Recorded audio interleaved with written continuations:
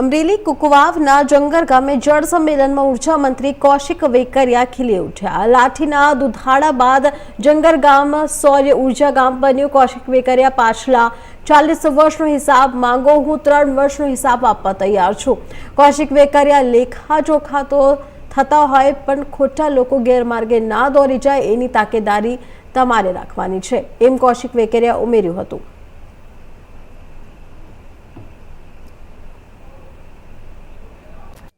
જે રીતે જંગર મુકામે પ્રથમ તો રાજ્યના મુખ્યમંત્રી આદરણીય ભૂપેન્દ્રભાઈ પટેલ સાહેબ અને નાયબ મુખ્યમંત્રી આદરણીય હર્ષભાઈ સંઘવી સાહેબનો હૃદયથી આભાર માનું છું કે અમારી વિધાનસભાની અંદર જે રીતની સરકારના સહયોગથી, પીજીવીસીએલ વિભાગના સહયોગથી અને ગીર ગંગાને સાથે રાખી અમરેલી કુકાવાવ જે મારી વિધાનસભા છે એ અનુસંધાને કુકાવાવ વિસ્તારની અંદર 45 જેટલા તળાવનું આજે અમે ખાતમુહૂર્ત કર્યું છે। આજે 45 જેટલા ઇટાસી દરેક ગામના પાદરે જશે અને આજથી જ એમને કામગીરીની શરૂઆત કરવામાં આવશે।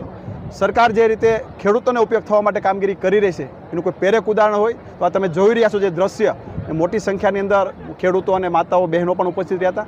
આજે લોકોની અંદર દિવાળી જેવો માહોલ જોવા મળ્યો છે। આપણા રાજ્યના નાયબ મુખ્યમંત્રી આદરણીય હર્ષભાઈ સંઘવી સાહેબ પણ હાજર રહેવાના હતા, પણ હરિયાણાના ઇલેક્શનના કારણે તે પોતે ત્યાં હોવાના કારણે પહોંચી ગયા નથી। આપણા પ્રભારી મંત્રી જીતુભાઈ વાઘાણી પણ હાજર રહેવાના હતા, એ પણ આપણું ગૃહ ચાલુ હોવાના કારણે એ પણ પહોંચી ગયા નથી, પણ બધાએ શુભેચ્છા આપી છે। ફરી હું જંગર ગામના દાતાઓશ્રીઓને પણ અભિનંદન આપું છું કે આખા ગામને સોલાર પ્રૂફ ગામ બનાવ્યું, એમાં દાતાઓએ જે સહયોગ આપ્યો એ દાતાઓને પણ ભાઈ શ્રી હરેશભાઈ વસાણી અને સમગ્ર એમના પરિવારને પણ અભિનંદન આપું છું અને ગીર ગંગા પરિવારને પણ અભિનંદન આપું છું કે જે રીતે સરકારની યોજનામાં જોડાવા બદલ અને ખેડૂતોને ખૂબ મોટા પ્રમાણમાં ફાયદો થઈ શકે એ પ્રકારની કામગીરી જ્યારે અમરેલી વિધાનસભાની અંદર થઈ રહી હોય ત્યારે 45 ગામના એક સાથે તળાવ થશે એ રાજ્યની અંદર પ્રથમ દાખલો બનશે કે કુકાવાવ વિસ્તારની અંદર 45 ગામમાં 45 સાથે એક તળાવ બનશે।